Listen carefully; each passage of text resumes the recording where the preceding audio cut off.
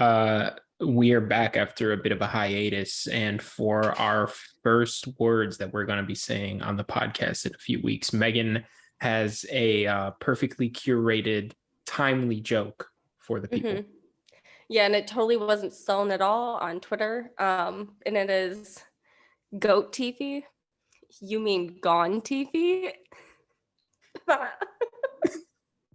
For those who are audio listeners, watch the video.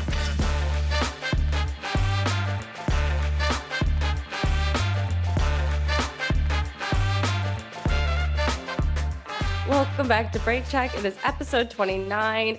We have been on a bit of a break, a literal break. It's in our name, and we took it because we both were moving to different areas, different locations.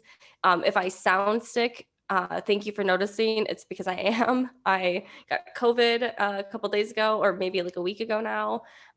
So today's my first day back with no fever. I can talk. I feel like a human again. Juan, how was moving for you? Oh man, I wish I could say it was over. If anyone could see what the other side of my laptop looks like right now, it is a mess. So for those who don't know and maybe find it surprising, I am a painstakingly organized person when it comes to my stuff, and having it just kind of everywhere for like multiple weeks at a time, it has been tough. But you know what? We're moving along. We have a bed. I got Wi-Fi hooked up yesterday. I had to have a technician come because I was trying to get it set up in what's going to be my home office with like my full setup, and I could not get it to go, and I felt like an idiot. I was like, I've set up Wi-Fi before in my life. Like, what am I doing wrong? Turns out the cable that led into the office space, it was just loose in the wall. So he had to like reach in and fetch it and hook it up. So thankfully, it wasn't anything I was doing. Wi-Fi is set up. I have a bed to sleep in. All the rest of my stuff came yesterday. So as soon as we finish this, I'm going to just start unpacking. Megan, how was your trip across the pond? Well, okay. I can't believe we haven't recorded since I moved here. Like the last time we recorded was my last day in America, or second to last day. So it feels like forever ago, but the moving itself went okay. I think we lucked out with a lot of things. It was kind of surreal when I first got here because I didn't sleep on the plane at all. So it felt kind of like a fever dream moving and running around. But we got some of the furniture built.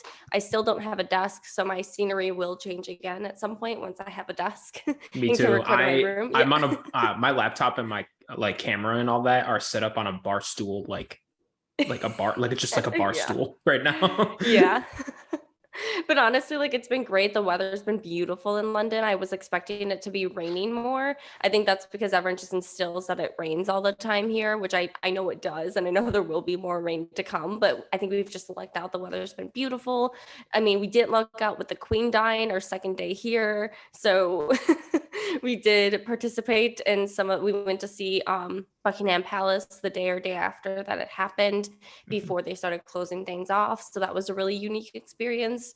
And I start school this week, so I don't know how I feel about going back to school because it's been a minute, but grad school I'm very excited for. And I met some of my classmates last week, which I'm very excited about. So yeah, good things. Look at that. It's moving. I still feel like I'm moving in because we still have boxes right next to me. First day of 17th grade? First day of 17th grade? First day of 17th grade, yeah. That's insane. That's crazy. It's crazy. Yeah, I'm glad you brought it up because I wasn't going to let it slide. I'm not saying Meghan killed the Queen. Also, R.I.P. for our British listeners. We don't have to get super into it, but a very, very mixed reception to the Queen dying online. So if you were a fan, R.I.P. If you were not, Meghan did it. Yeah. I'm not kidding you. I had 7 different people message me, just no context, like, why'd you kill the Queen? You know? Because, I mean, the timing was a little too close. You know what I mean? You were there for like 36 hours. Yeah, genuinely 36 hours.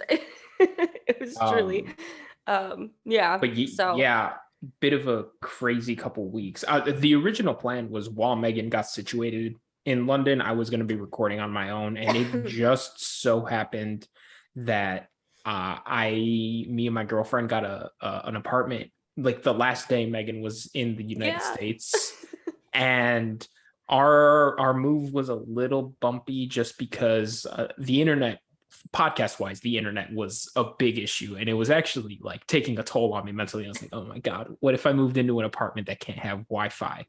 But I speed tested right before recording this, and I have 600 megabytes per second. So that's great. I don't think I have that. No, so my Wi-Fi is gonna be crispy when Call of Duty comes out in October. I'm gonna be cracking little kids. So yeah, I'm ready to get back into F1. We have a race coming up in a week.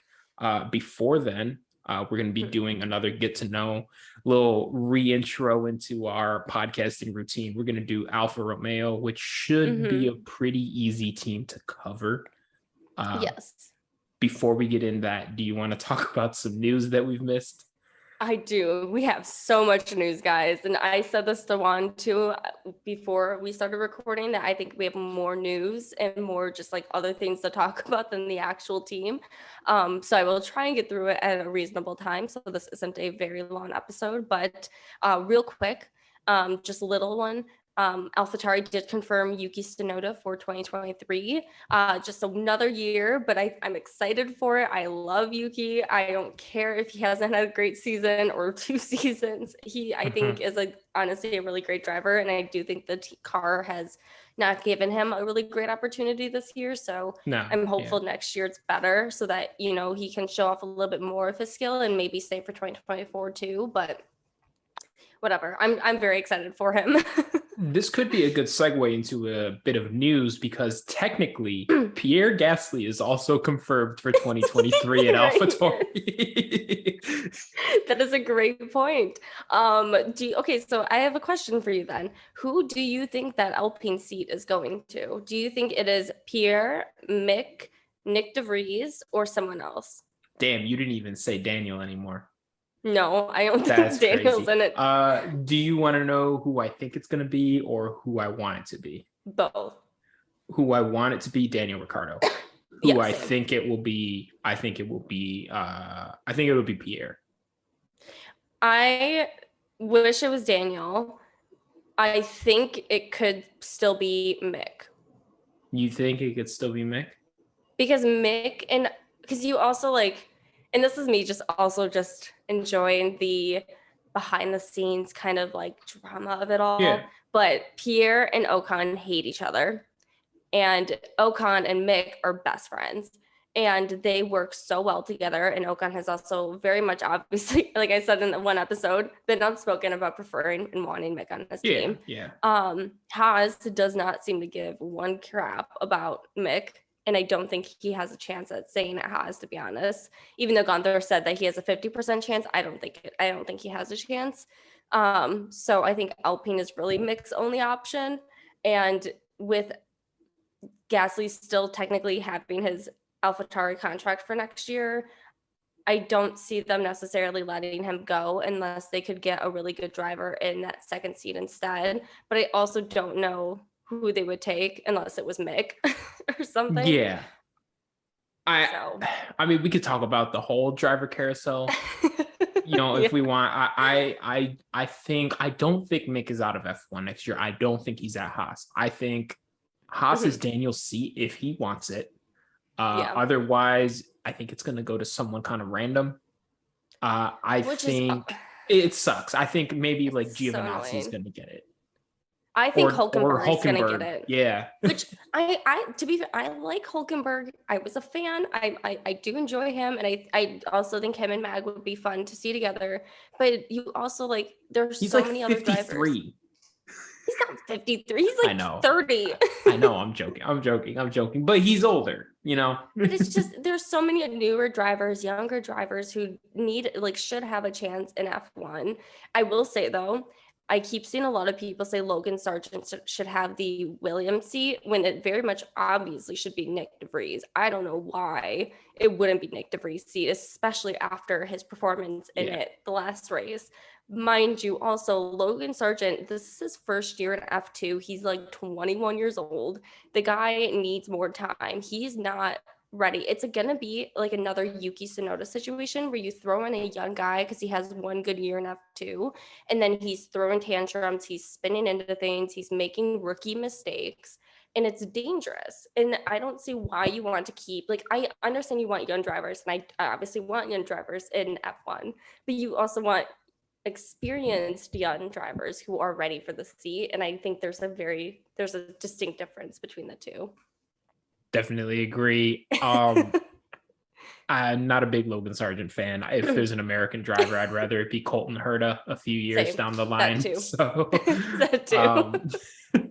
yeah. I think the hot seat's going to go to someone just random who we weren't expecting to be in F1. I think Alfa Tori, if it does not go to Nick DeVries, because I know he's in talks with them a little bit. I think Nick. Oh, is he? Yeah, yeah. So he said Helmut Marko has been in contact with him. They've had preliminary conversations, so I think that's an option for Nick. I think Nick ends up at Williams. I feel like that's a pretty obvious shoe-in, kind of hard to mess up. Which brings us to another topic. Nick, going back to your joke, Nicholas Latifi, he's done. It was a really bad joke. But yes, they did announce that he's no longer going to be with the team, which, I mean, I think it would be embarrassing if they kept him after, again, what happened with Nick DeVries the last weekend when he sat in for Albon, which Albon, he was in the hospital. He had appendicitis. So that's why Nick DeVries sat for him during the race. And there were some complications during his surgery. So he was just kind of sedated a little bit longer. And he eventually woke up and he's doing fine. It doesn't sound like he's like great, obviously. I'm sure he's probably just very like lethargic and sore and just trying to catch up on the energy. So it's actually good timing that they had the cancellation of the Sochi Grand Prix so that he was able to relax a little bit more and hopefully be ready for Singapore. But yeah, so Latifi's out. I mean, a year longer than I thought he would be here. So I do want to say two things. First, I want to say something about Latifi. I've been super hard on him, and he is an easy punching bag, and he's low-hanging fruit to make fun of him a lot of times because he is very obviously the worst driver on the grid. But I want to say that over the course of 3 years, I think it's very easy for paid drivers to have a horrible attitude, to be mean, to think that they're better than they are just because of all the money that they bring in. And he has never been that. I think he has very much always acknowledged that he needs to be better. He acknowledges when he messes up. He acknowledges that when he does well, he has to continue doing that and be consistent. And even though it did not work out really for him at all in F1, I do have a lot of respect for him. Yeah, I think he's a nice guy too. I think I said this in the last recording. You know, like I know a lot of nice people. Not every nice guy needs to be in F1. Right. But I know he tried, and you know, I have a lot of respect for him in that. And I don't think social media can be. I don't think, you know, like the social media bullying and stuff. Like I know I poke fun at him a lot in this, especially right now. But I am excited to see what he does after this. It's interesting because last year when Giovinazzi was announced that he would not be returning to the team, almost immediately Formula E announced that he was going to be joining them, and this wasn't the case for Latifi. So I genuinely don't think he's going to be racing next year, or at least like in anything, I don't know. Significant, popular, I guess I would say. But I'm excited to see what he ends up doing. I mean, even just taking a year off, I think a couple drivers could use a year off, to be honest. So excited to see what he ends up doing. But honestly, whatever, if he's in another series down the line, I'll probably tune in. I kind of like the guy at this point. The second thing I wanted to say, I saw the WTF1 podcast kind of talking about this. Nick DeVries, his like stock is all-time high right now because of his performance in the Williams. Albon Mm-hmm. should be good to go for Yeah. Singapore. Should Yeah. he not be? I think that Nick DeVries is better off not racing No, again this year. I saw that too. Yeah, I Yeah, agree. I 'Cause agree too. yeah, I think, you had that one. It's kind of like, I don't know, one of those things where you do the one thing and you don't want to do it again because you don't know how good or bad it's going to be next time. And you Oh don't yeah. want to set yourself back, So, um, one other thing too I wanted to talk about that I completely forgot until just now when I actually looked at my phone, and that was the 2023 calendar has been announced. There's 24 races, so the most races to date. A lot of people have an issue with how many American races there are. I have more of an issue with how spread out they are when F1 wants to be carbon neutral by 2030. Towards the end of the season, they'll be cutting from COTA, they'll be going to Brazil, Mexico, and then they'll go back to Vegas, and then they'll go to Abu Dhabi, which is on the other side of the world. And mind you, all of these flight differences are 6 hours, 8 hours, 12 hours, and then of course like 20 hours or something from Vegas to Abu Dhabi. And Vegas and Abu Dhabi it's back to back. It's a double header, which to me is just insane. If you're going to go that far into like another continent, my personal opinion is that these races should have breaks between them. You should not have double headers, triple headers when you're crossing oceans. I say leave the double headers, triple headers for when you're staying in the same spot. Like if you have two races in say like America and Canada, combine those ones or combine two or three of those and then do those as Yeah. double headers, triple headers. That makes sense. But if you're jumping countries or like in Europe, it's a 2-hour flight from London to Paris. So like it's not like that makes more sense. But to jump from like whole oceans, I think is just a little bit absurd. And it doesn't necessarily, just from like a corporate side of things, it just doesn't necessarily make sense when you're outputting that you want to be carbon neutral, but then you're not necessarily making the changes to be that. Yeah. uh some of the schedule doesn't make sense. Like you said, they should be Mm-hmm. geographically kind of like clustered. Yeah. Honestly, something even I would be fine with is having, like, I know there's the summer break in the middle, Mm-hmm. maybe having a second break and just having three groupings of races, Right. Mm-hmm. Europe, the rest of the world, United States, however you want to do that. The Mm-hmm. one that got me was going from Azerbaijan Mm-hmm. to Miami the next weekend and then Mm-hmm. going back to Italy. Yeah. That's going It's here going to here to like ping here. pong. Yeah. I think there's no reason for the three American races, the Canada race, and Mexico City to not all be grouped together. You I know? agree. The only thing I was gonna say was I know that there are certain races that are at very specific times for specific reasons. Like Azerbaijan is like they pay, I think, to be the first. Yeah. Like that's part of the deal. Same with like how Madrid for testing or Barcelona, yeah, Barcelona for testing. Mhm. But so there are specifics, or like Abu Dhabi for the final race. Like I get those, but then everything else, like you don't need. We don't like obviously Las Vegas would be cool for Thanksgiving, right? But we don't need it then. Otherwise, make Miami a fall race. Miami is gonna be cool, like the same temperature in May as it is in October, November. So just make it Yeah. the opposite part of the year. Yeah, I completely agree. I think they just need to all be grouped together. So I don't know how their carbon neutral thing is gonna go. no, They're I feel like this is one easy way for them to yeah. contribute to that and not make it worse. Yeah. No, yeah, good call bringing that up. One last thing that I wanted to mention, the Porsche Red Bull deal is off. I don't think we talked Yeah. about that since that No. happened. No, that I mean, I'm surprised a little bit, but not really because it's Red Bull. Um, and I know they're probably I think they kind of are wanting to backtrack on the amount of authority Porsche was gonna have. So makes sense, but I think Porsche should just come in as their own team. But I agree. I don't know what Red Bull thought. I don't know why they would think that Porsche is going to want to enter F1 and just be a sticker on a car, you know? yeah. I don't know what they were expecting. Also, I'm kind of glad. we've both said it's not against the drivers. I think we both like Max and Checo, but the Red Bull Mhm. Racing like organization is just not my favorite. And Yeah. I love Porsche as a company, so I'm honestly kind of glad that this deal fell through. Yeah. I do want to give a really big shout out to my mom because she sent me a little Uber Eats care package to my Oh, door when I was sick with COVID because I was crying because I had no food and I couldn't taste anything.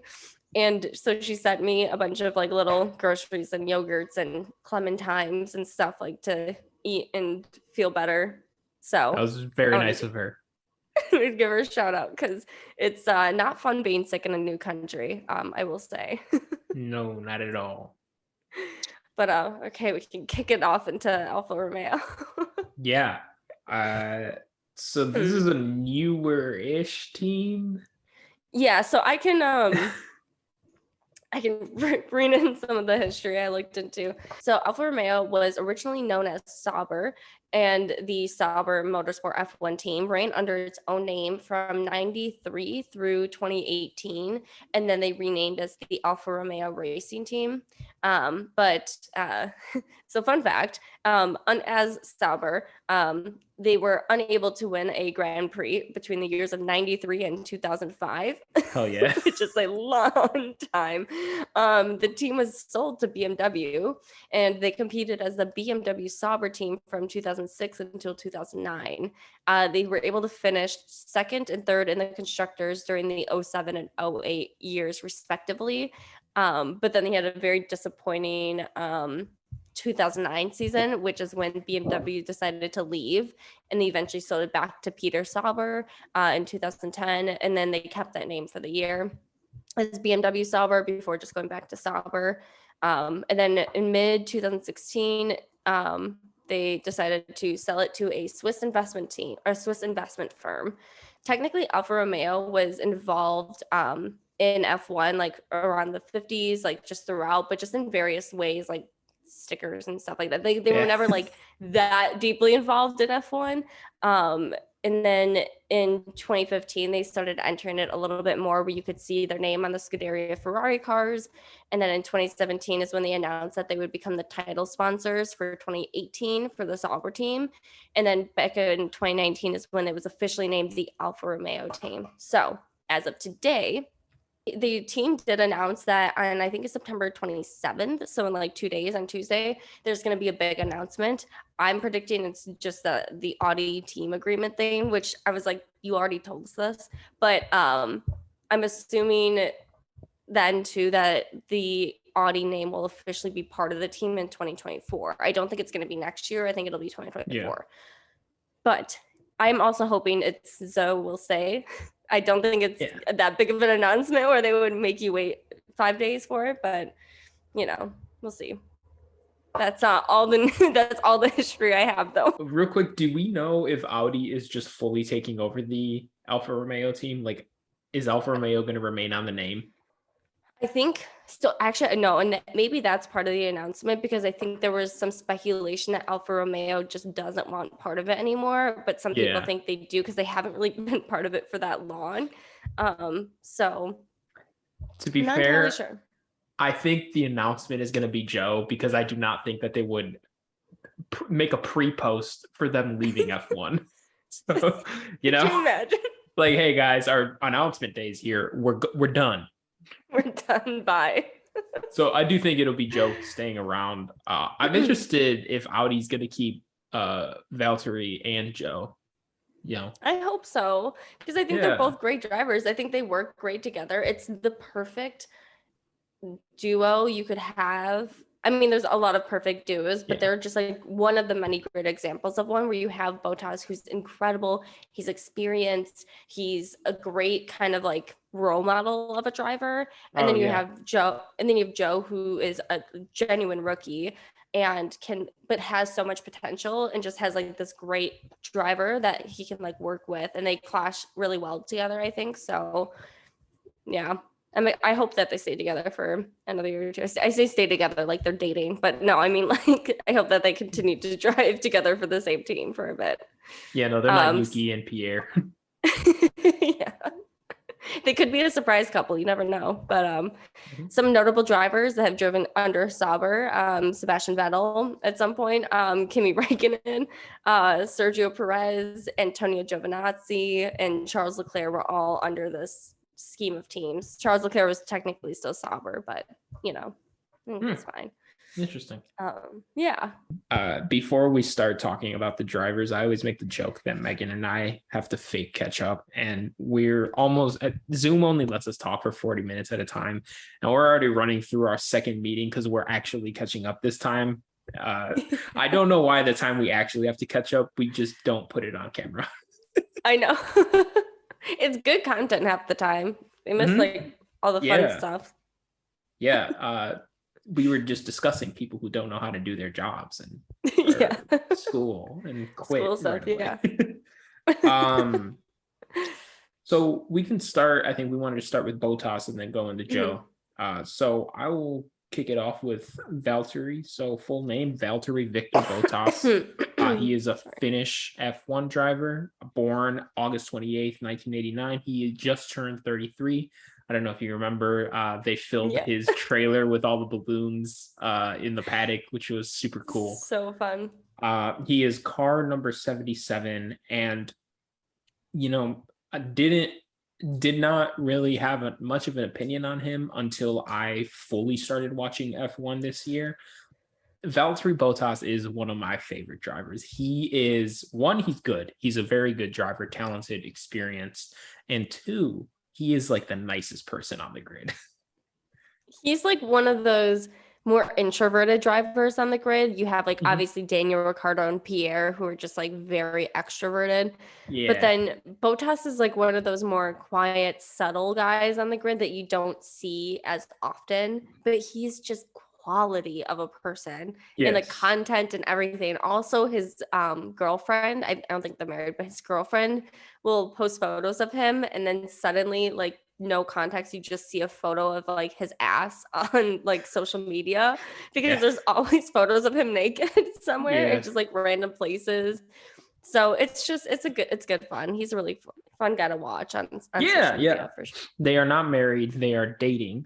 She is a cyclist, so he's always at her events as time allowed. He was married before with a girl. He was I didn't know that. Dating someone since 2010. So since he was like 20 years old, he was dating this person. They got married. And then they eventually got divorced around 2019. I think it was actually an amicable split. Bottas said that it was just it just came with the like difficulty of his schedule and just his life as an F1 driver. So early career, his like spark and love for motorsports. He was at a grocery store with his grandfather, and he saw like a flyer for a karting event. And he asked his grandpa to take him, and he went, and he fell in love with it. And that's kind of how he got started with karting and motorsports and all that. It's cute. Yeah, his like early single-seater career, he won various Formula Renault series. We've talked about Formula Renault before. I don't think it's not around anymore, right? So he won various Formula Renault series, and one of the ones specifically was the Formula Renault UK Winter Series that he did not have the proper like license for, but they still let him race, and he won it, but it technically does not count. Oh no, that's crazy. So then he was in Formula 3. He raced in the F3 Euro Series for Art Grand Prix. Art is a powerhouse of a F3 team. A lot of the top drivers have started there. He did not win a race, but he did get 2 poles and finished 3rd place in the standings for his first year. There used to be a race called the Masters of F3, which was it was kind of like the unofficial F3 championship for a while there. And he actually became the only driver to win it twice. So he is, so he had a pretty good F3 career. He then moved over to GP3, which some people saw as a bit of a lateral move and didn't quite understand at the time for someone who had been showing potential. And it looked like they might have been right because he was having a tough season at first. He was in 10th in the driver standings halfway through the season, but then he won the last 4 races in a row and won the series after that.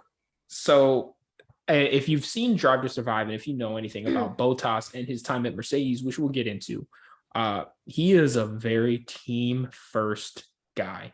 And he's extremely unselfish, maybe to a fault at times. He is, we've talked about how you kind of have to be a little cutthroat to be an F1 driver. You got to like be a little selfish at times. And Bottas just really is not that. And I thought a good example of this was he became a Williams test driver in 2010, and he was from 2010 to 2012.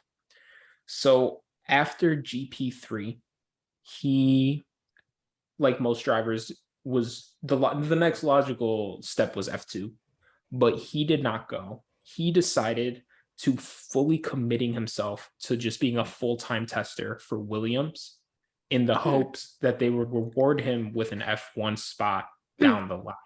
So he would, that's all he did for an entire year, is just tested and tested and tested for Williams.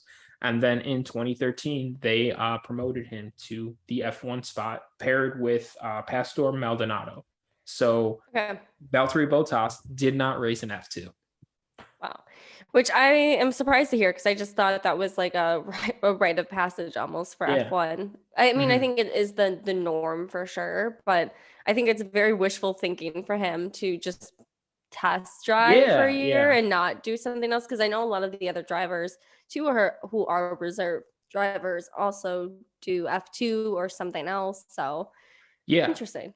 And something I did want to point out is a lot of the drivers, or a couple of drivers, have skipped F2. This is not like unprecedented, even if it's uncommon, but they struggle when they get to F1 because they were not prepared. However, in his year off, Valtteri was just testing an F1 car. So when he got into F1, he had already had that year of experience of driving the car that he was going to be racing. And he did not struggle when he first got to F1. So in 2013, in his rookie season, his best qualifying was a 3rd place finish in Canada behind Vettel and Lewis. Those two were duking it out at the time. Amazing. I know. And his first points in F1 were his rookie year at in the US Grand Prix at Circuit of America. And he finished 8th place there. So decent rookie season. He beat his teammate, who I believe was pretty experienced at the time. I don't know a ton about Pastor Maldonado, but Williams kept him on for 2014. I also want to say is that Williams, for probably like the last 8 years, has been the worst team on the grid. Even in the like early to mid 2000s, they were not that bad. And we'll see that here. So in 2014, Williams paired Bottas with Felipe Massa, which is a pretty good driver pairing. He got consecutive podiums at the Austrian and British Grand Prix, and then 4 more podiums the rest of the year, and finished 4th in the World Driver Championship and beat both Vettel and Fernando Alonso that year. Oh my God, I didn't know that. That's in a Williams. Crazy. Could you imagine that now? Oh my God. I want to see it. Albon's gonna win a race one day. That would be so. Oh man, that would be great. If he won it in a Williams, I will play all the merch. We do. I've brought this up multiple times. The Williams is the fastest car on the grid in a straight line. If they have to do nothing else. Nothing else. No, they can't turn. But that's why a lot of times when there's DRS trains this year, if a Williams is at the front, they have trouble getting around it or breaking up the train because no one is faster than the Williams in the DRS zones. It's insane. It's like the image. I don't know if we can pop it up or anything, but the one where Albon, when he posted that he had points, and it was like car. Yeah, that was really funny. That was good. So Bottas was brought back 2015, no surprise. Williams was not able to kind of continue their success from the last year, carry their momentum. when I was kind of reading up on this, their main competition at the time was Ferrari. Like that's who they Oh were in wow. that's who they were in a development war with. And Ferrari came out a little bit better. 2015, Bottas did not. He got 2 podiums, finished 5th in the World Driver Championship. And then 2016, Williams only had 1 podium the whole year, and it was Bottas's 3rd in Canada. So you start to see the decline of the team toward his Mhm. end of his time there. However, Williams used to be Williams Renault when he first started, and by the end they were Williams Mercedes, Oh. which then led after Nico Okay. Rosberg to retire. That led for Valtteri Bottas to be signed to Mercedes to be paired with Lewis Hamilton. I was telling Megan, I did not really know how to present his time at Mercedes because he has a ton of really good races, really good performances, but many of them finish with him in 2nd place. So I don't want to just, go on and on listing off times he got 2nd. So I'm just going to kind of group the whole time together as one. Bottas was very clearly the number 2 driver to Lewis Hamilton, which there are very few people who would not be the number 2 driver to Lewis Hamilton. So this is none of this is a discredit to him, because he did manage. I mean, he managed 10 wins in his time at Mercedes. Yeah. That's more than most F1 drivers. Most F1 drivers never win a race, which is crazy to think about. So yeah, he was signed after Nico Rosberg retired. I bet it was a nice breath of fresh air to have Bottas in the paddock instead of Rosberg for Lewis, because Sure. Lewis and Nico Rosberg did not get along. Lewis and Bottas, very close friends to this day still. Yeah. His first win with Mercedes was in 2017, his first season at the Russian Grand Prix. He, on the first lap, had been able to jump Sebastian Vettel and Kimi Räikkönen from 3rd place and held his position the whole time. So that was his first win there. 2018, a bit of an unfortunate record he broke. He had the most 2nd place finishes in a season without a win. And he actually became the first Mercedes driver since Michael Schumacher to not win a race in a Mercedes. Wow. Yeah. That's so sad. A bit tough. Could be George this year, though, now. Literally. Oh, yeah, no, seriously. So then at the 2019 Australian Grand Prix, I wanted to highlight this race because it was one of the only ones I could find where he did this. He qualified 2nd. Lewis qualified P1. And then on turn 1 of the race, he overtook Lewis and then held it the entire time. And that was, I think, a pretty notable victory in his Mercedes career. He ended up staying with Mercedes through 2020 and 2021. Something I wanted to point out was he was always on 1-year contracts. There was always constantly speculation if they were going to replace him. And I think it's crazy for constantly going through that speculation to have ended up racing there for like 5 years or 4 years or something like that. I'm curious if that's more on Bottas's decision or Mercedes, or if it was a mutual thing, just because I don't see how beneficial that could be doing 1-year contracts other than like intense pressure, unless it was to negotiate. So I could see it being where Bottas wanted to reevaluate every season so that he could negotiate higher salary or more bonuses. Because obviously if you set on a contract for like 3 years, 4 years, you're not usually changing that, right? Like if I have to sign a work contract, like that's my contract until we reevaluate that stuff. So I'm curious as to why they would do that, because like personally, I like security. I think it was more Mercedes is doing. When he finally moved over to Alfa Romeo for this season, I think one of the big selling points was it was a multi-year contract. Yeah, so he's locked up with Alfa Romeo, Sauber, Audi, whatever you want it for, I think at least 2 more years. I don't know the specifics of his contract, but yeah, so he was with Mercedes for like 4 or 5 years, and I mean, he was very clearly the number two driver, but I think he really showed that he was one of the better drivers on the grid. I think he was in a similar situation to kind of Sergio Perez right now, Mm-hmm. where he's really good for a second driver on a championship team, but just I mean, Max and Lewis are just on another level that Unreal. Yeah. most It's drivers been will never hit. no. And it sucks too, even for like Ferrari, because I think Charles Leclerc could be up there, but it's just he's not. The team just isn't getting him there, and next year it's going to be even harder, if not Yeah. impossible. And, until Lewis Hamilton retires, which I don't see happening. There's another train.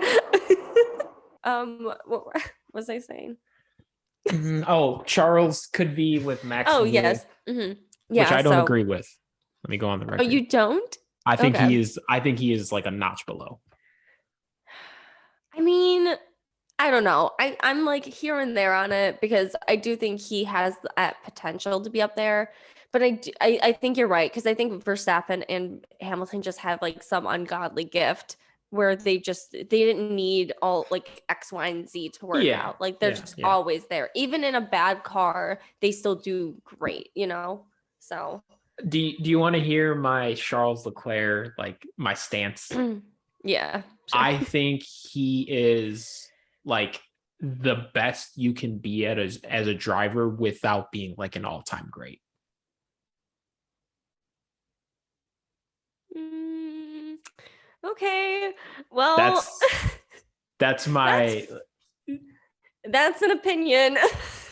I think he is the best you can be. I think he will win a world driver championship one day, but Yeah. Fernando Alonso has also won a world driver championship, and I don't think we consider him on the level of No, Lewis, I Max, definitely don't. even Sebastian Vettel. No. I mean, Kimi You know, Räikkönen also won one, and I wouldn't yeah. consider him up there. So, So that's what I mean. I think he's a championship okay. driver, but I think he is like just like a smidge, just Yeah. like a smidge lower. Yeah. Okay. Okay. Okay. Okay. Fair. There's that. We'll let us know your opinions if you're listening, if you agree. This is some great social content. If you, if you think Charles can be a multi-champion, one of the greats, or if you think he's a one and done kind of guy, let us know. He's better than Nico Rosberg. I'll give you that. Oh God, yeah. I mean, lots better than Nico Rosberg, but it kind of sucks that Nico Rosberg was pretty good. I know he was. I mean, he's a great driver. I honestly too, like, I would have done the same thing. I would have won that championship and left. Like, I don't blame him for getting out after that. But yeah, so we can get back into it. We went off the rails a little, but yeah, Bottas, he's at Alfa Romeo now. I am very happy with the move for his career. Mm-hmm. I know Alfa Romeo is not like the best team, but he shows that when the car can finish the race, he was finishing like 6th, 7th earlier this year. So I think the potential to have him as like a cornerstone of your team, I think it's there and will continue to be there for a bit.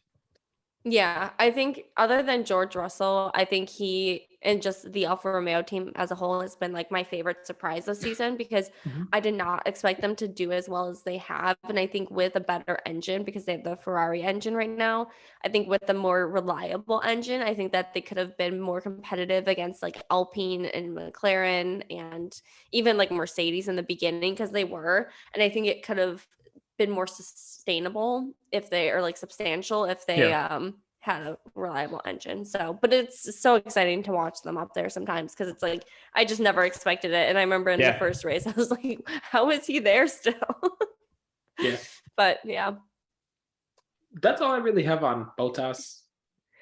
Cool. We can get into Joe. Do you want me to start a timer and see if we get over/under 5 minutes? Yeah. Yeah, this man is a rookie.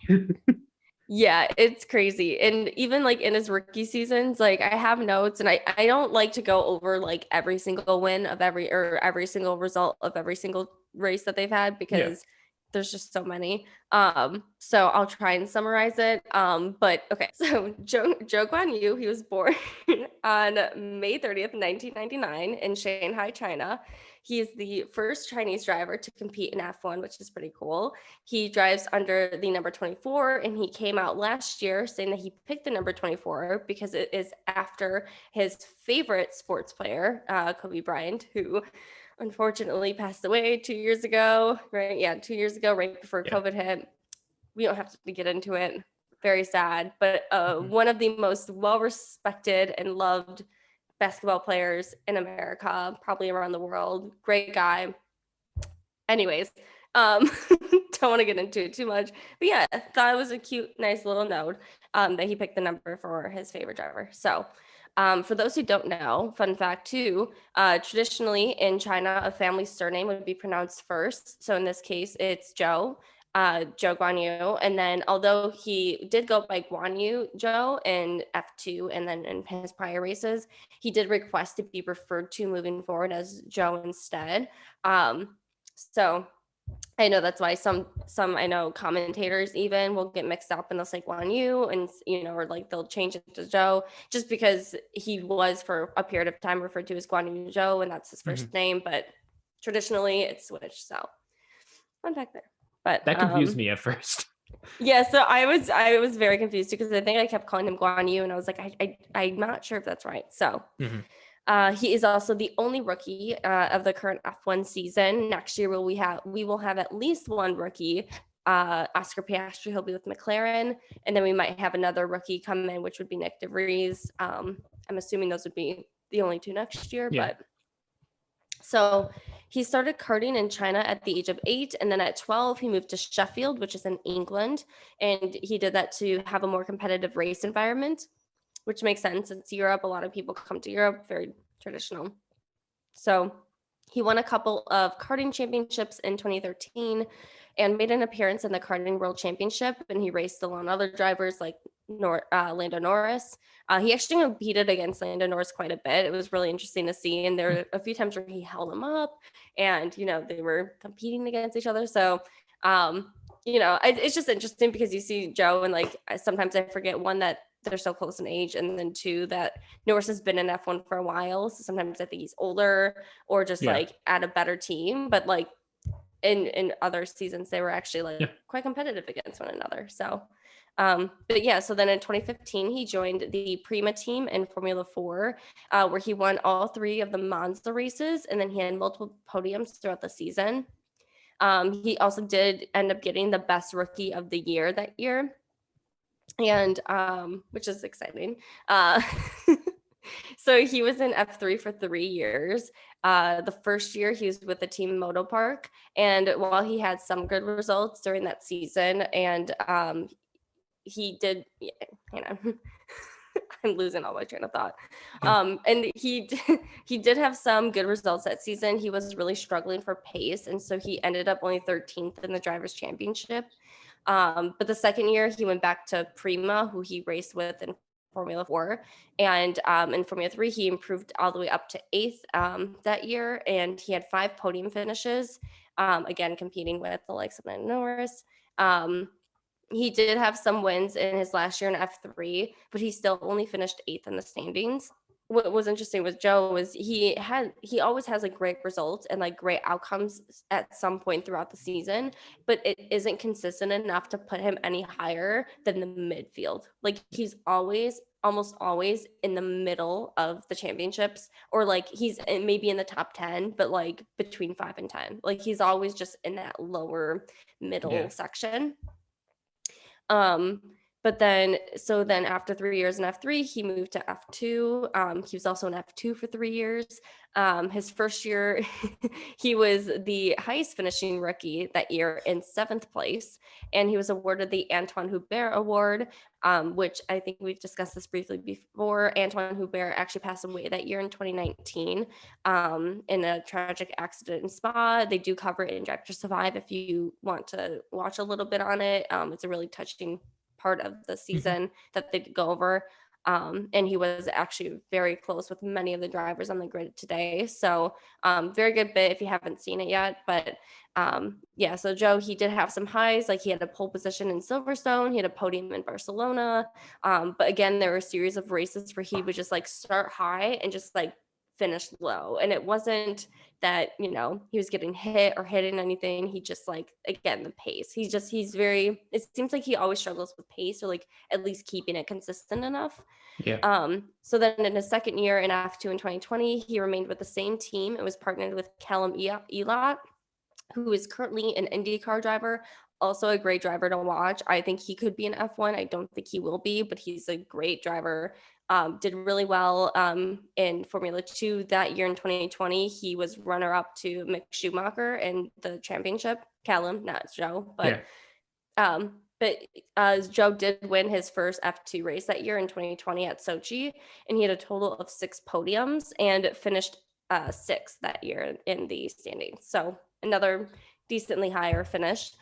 Then finally in his last year in F2, he remained with the same team and partnered with Felipe Drugovich, who, if you've also seen news lately, he just became the F2 champion this year and is signed with Aston Martin as pretty much like a reserve driver. He's part of their driver academy program. He's fairly young, maybe 21, 22. So I'm sure Felipe will eventually be in F1. I think he should be. He's also another driver to watch. But anywho, Joe, he did take a pole in Bahrain at the opener of the 2021 F2 season and then was able to turn it into a win.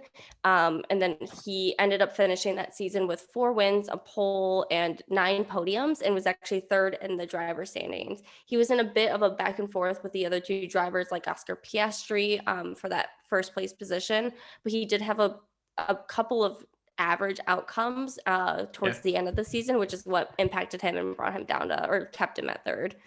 But yeah, as of today, he's he's only signed for the current year. So he does not yet have a contract for next year. I do think he deserves the contract for next year. He's currently 17th in the driver standings out of 20 drivers, but 22 people if you count the others. He has 6 points, and he's ahead of Stroll, Albon, and Latifi. He's also only 5 points behind Yuki Stenota, and I think if the Ferrari engine had been more reliable this year, I think Joe would actually be above Yuki in points, because I think Joe had a few more opportunities to finish in points. But so we'll see where he ends up finishing, if he ends up staying. I think they'll keep him for at least another year, if not maybe 2 years or so. He's definitely not one of the best drivers on the grid, but he's also not one of the worst. I think he's kind of like Yuki, where they're good enough to stay, they're good enough to be around, until they maybe need to make room for another younger driver who has a chance. I don't know. Yeah, he's not bad. He's good. Yeah. He seems cool. He's him and Bottas both seem to be pretty introverted drivers. You don't really see them in news or outwardly outspoken on social media. So, but seems like a really nice guy. Seems like a good driver. I think pay drivers can get a pretty bad rep, and I think Joe kind of goes against that, just given the fact that he doesn't act necessarily like a pay driver, and he has a lot of talent and a lot of potential. So cool. Well, that was Valtteri Bottas and Zhou Guanyu. We have 1 minute and 30 seconds left on our timer. What do you say, some rapid fire predictions for Singapore?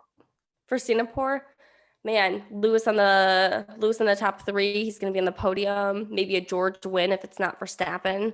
Mick in points again. I'm just going to speak it into existence. Do you have anything? Lewis on the podium. Max wins. Sainz beat Leclerc. I say Sainz and or Sergio Perez DNF.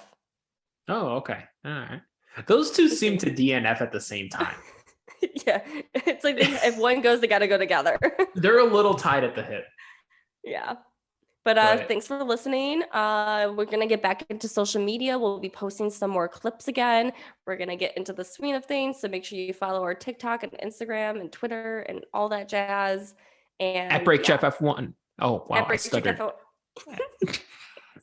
At Break Check F1, we will see you guys in the next episode.